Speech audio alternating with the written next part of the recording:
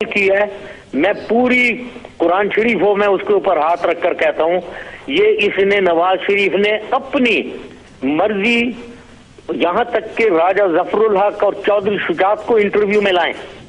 आप उनसे पूछें, डीसीसी मीटिंग में थी, मैंने क्या कहा था और ये लोग क्या कह रहे थे कि कारगिल में हमने उनको गले से पकड़ा हुआ है, बिल्कुल नहीं वापस आना चाहिए।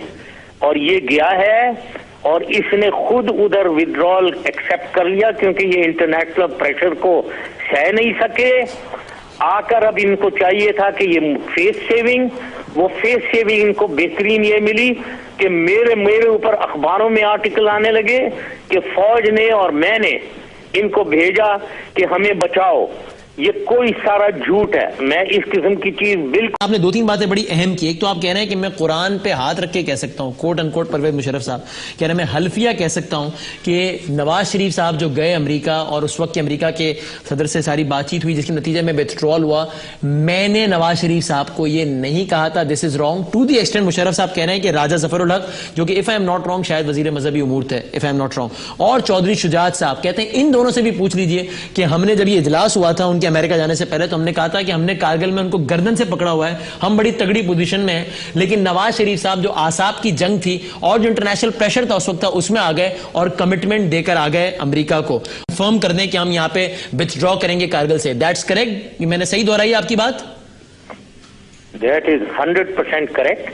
बल्कि मैं इसमें थोड़ी सी फैक्ट्स ऐड करना चाहता हूं।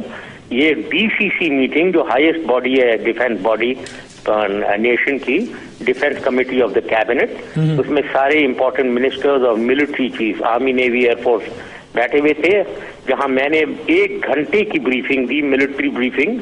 ये 2 जुलाई 1999 2 जुलाई 1999 को हुई। उसमें ये कंटिन्यूसली पूछ रहे थे कि हमें ये बताएं हमें विथड्रॉ करना चाहिए या नहीं। मेरा जवाब होता था कि ये पॉलिटिकल डिसीजन है।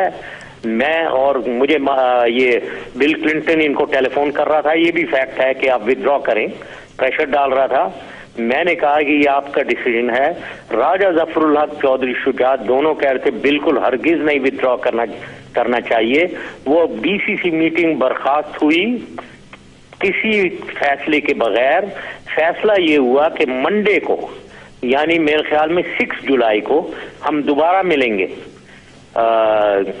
मिलेंगे, मुलाकात करेंगे और फिर डिसाइड करेंगे। और बर्खास्त हो गई। मैं मरी चला गया। उसी रात को, सेम नाइट 2 जुलाई, मुझे टेलीफोन इन्होंने नवाज शरीफ साहब ने किया चकलाला एयरपोर्ट से कि जी मैं तो अमेरिका जा रहा हूं, आप इधर आ जाए मिले। मैं मरी से ये जियाउद्दीन जो है, जनरल जियाउद्दीन जो चमचे थे, यही जो DGISI थे, ये भी मरी में थे। ये और मैं खुद ड्राइव करके हम दोनों गए वापस चकलाला। उधर फिर हमसे ये पूछ रहे हैं कि जी हमें विथड्रॉ करना चाहिए या नहीं। मैंने कहा देखें ये बार बार मेरे से ना पूछें, ये पॉलिटिकल डिसीजन है। मैंने मिलिट्री पॉइंट ऑफ व्यू से कह दिया कोई जरूरत नहीं है विथड्रॉ करने की। ये गए और विथड्रॉल ऑर्डर डिसाइड करके खुद आ गए। ये बिल्कुल यूनिलैटरल इन्होंने डिसीजन की। डीसीसी की ये डिसीजन नहीं थी, ना मेरी डिसीजन थी। ये करके वापस आ गए। और मैं एक और आपको हक करते थे वो, और जो शख्स कहता है कि कश्मीर के लिए उसने किया है वो झूठ बोल रहा है। नवाज शरीफ ने सेल आउट किया था कश्मीर।